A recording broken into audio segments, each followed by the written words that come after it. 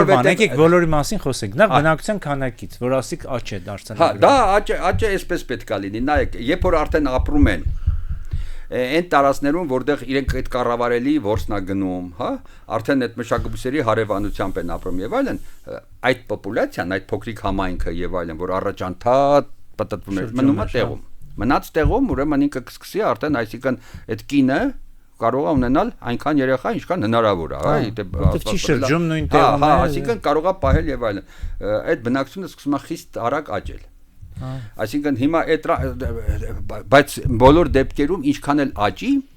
այնտեղ որ դու ասացիր սահմանի հարց կա եւ այլն։ Ուրեմն երբ որ մենք խոսում ենք որսորդ հավաքչարարների են վաղ-փուլի մասին, մենք խոսում ենք կենսամիջավայրի մասին։ Բայց գալիս է մի պահ, երբ որ այդ կենսամիջավայրը, որտեղ ինքը շարունակում արդեն մշտապես ապրել, դառնում է կենսատարածք, որն ունի իր սահմանը, ընդ որում արտաքին աշխարհի նկատմամբ եւ ներսում իրար մեջ սահման են գծում։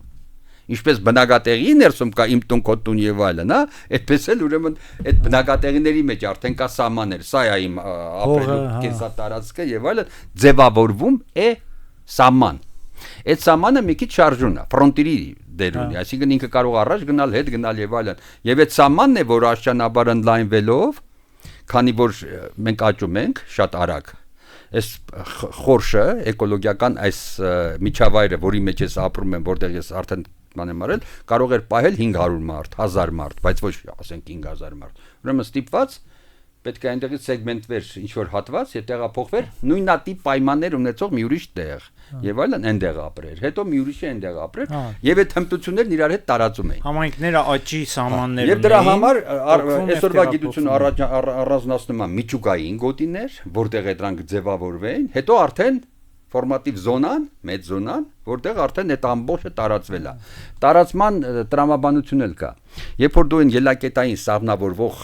հուշարձանների տարածներում ես պեղումներ անում։ Միտեղ տեսնում ես, որ այստեղ խոզնա ոնց որ թե փորձել ընտելացնել, այստեղ սովորել է, ասենք, ոսպ ընտելացնել։ Այս մի տեղում մի հատիկ ցորենն է, այստեղ ասենք երկհատիկ ցորենն է եւ այլն։ Բայց երբ որ սկսում է ինքը տարածվել, այսինքն մի ինչ որ ժամանակ հետո, այդ նախակերամիկական նեոլիթ բեյի եւ վերջին փուլերում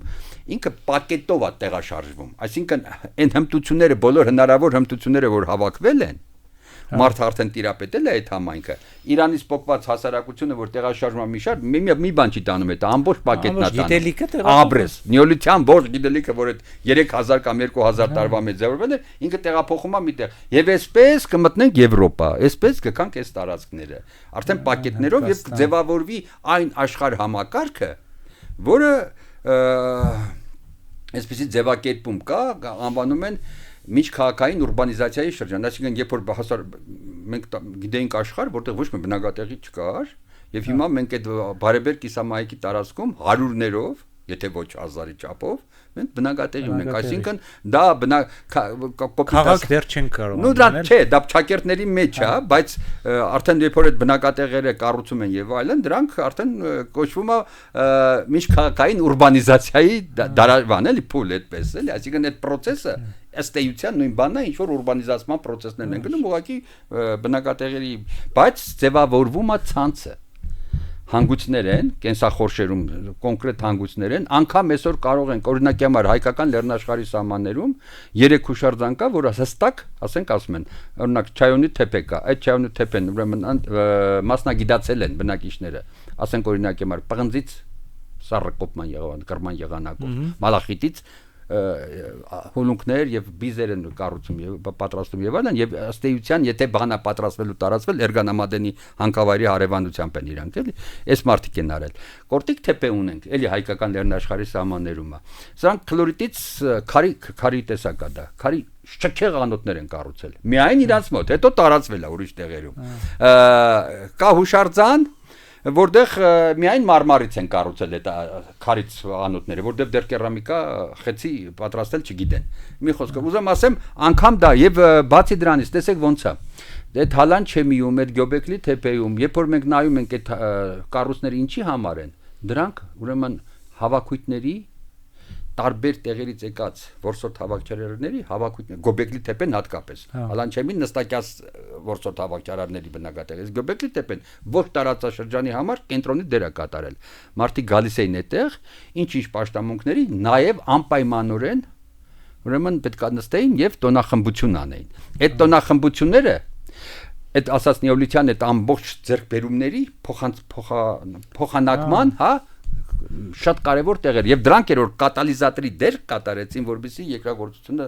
եւ կամ անասնապահությունը ձևավորվի։ Դե նորից նոր բան չի։ Հենց երկրագործությունն ու անասնապահությունը ձևավորվում է, այսինքն երբ որ մարդը արդեն սկսում է 8500 թվական մթայից դրանից հետո սկսում են արդեն սննդի հիմնական ձեռքբերման եղանակը արդեն անասնապահությունն է կամ պարզ երկրագործությունը, Գյոբեկլի թեփեն դադարում է գոյություն ունենալուց։ Այսինքն որսորդ հավաքչարարների այդ երևելի կենտրոնը դադարում է ծածկել են մարդիկ, դա երկու անգամ ծածկել են։ Իրենք ձեռքով երկու անգամ մի հատ առաջի փուլից, հետո մի հատ երկրորդ փուլից ծածկել են եւ մի խոսքով այդ փուլերի մեջ էլ տարբերություն կա, որ ծածկածից հետո տարածք այդքան նպաստավոր չի եղել գյուղատնտես հողագործության համար, դրա համար այդտեղ չեն ապրել։ Այն համակարգը, որի համար ինքը կարևոր դեր ուներ, այդ համակարգը արդեն դադարեց որպես համակարգ գոյություն ունենալուց եւ ինքը եւ իր նման ընդհանրապես 8-րդ հազարամյակի 9-րդ հազարամյակ 8-րդ հազարամյակի այդ սահմանագծերին եւ այլն այդ տարածաշրջանի հուշարձանների բացարձակ մեծամասնությունը, որոնք ցենց շքեղ մշակույթի մասին են խոսում եւ այլն, դադարեցին այնտեղ մարդիկ ապրել եւ Colin Renfrew-ն դա անգլիացի հայտնի հնագետ է եւ այլն ինքը այդ հնդեվրոպական լեզուներով տարածման եւ այլնի տեսակետներից այդ անատոլիական կամ այդ տեսակետի կրողն է որը նաև հայկական լեռնաշխարհի տեսակետի մի նմանատիպ տարբերակն է, էլի։ Ինքը դա դնում էր, որ հենց այդ ժամանակներից է, որ այսինքն հնդեվրոպական լեզուներով խոսող ժողովուրդները այդ երկրագործական գաղութացման, հա, միտեղից միտեղ տեղափոխվելով, որտեղ մենք գիտենք, որ ցորենը եւ այլն Եվրոպայում չկար, աստված չէր տվել, այդ փոքր Ասիայից մտնել են դեղ, այդ երկրագործների տեղաշարժի, առաջին ֆերմերների տեղաշարժի հետևանքով այդ լեզուն կտարածվի։ Նրանք գնում են որևէ տեղ բնակատեղի կառուցում են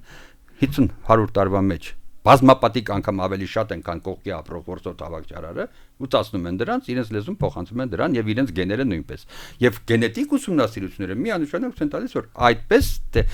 հնդեվրոպական լեզուներով է խոսել, թե չէ դա հարցի մի կողմն է, բայց որ այդպես են ֆերմերները տեղաշարժվել, դա միանշանակ է։ Երկու մեծ տեսություն է առաջ քաշել։ Մեկ դա, մեկ էլ էլիտայի, հա, գերիշխանությամբ հնդեվրոպական լեզուներով դա։ Այդի պատմական ժամանակների ասենք, եթե մենք նայենք ոնց ենք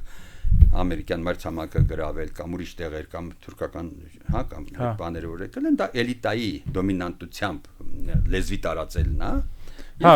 նվաճողը գալիս է, նվաճում է տարածքը պարտադրում է լինի քանակով, իսկ այն դեպքում հակառակը։ Երկրագործական սկզբնական գաղութացման փուլում երկրագործները որտեղ մտնում են, շատ մեծ արագությամբ իրանք շատ ավելի մեծ քանակություն են կազմում, քան տեղի բնակչությունը, որտեղ նրանք չեն կարող աճել։